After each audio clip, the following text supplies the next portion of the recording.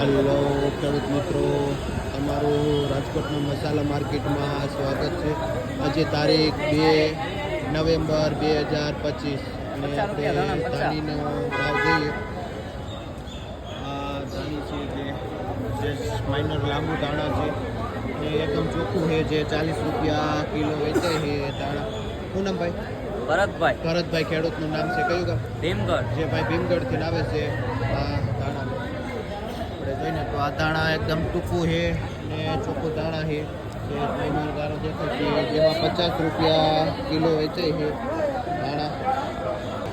આપણે જોઈને તો આ મેથી, જે મીડિયમ મેથી છે, જે 7-8 રૂપિયા પૂરીઓ વેચાય છે મેથી. જે રમેશભાઈ ખેડૂતનું નામ છે અને બારવણથી આવે છે આ મેથી.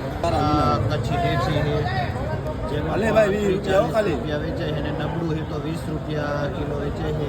જે ભેજ આવી ગયું.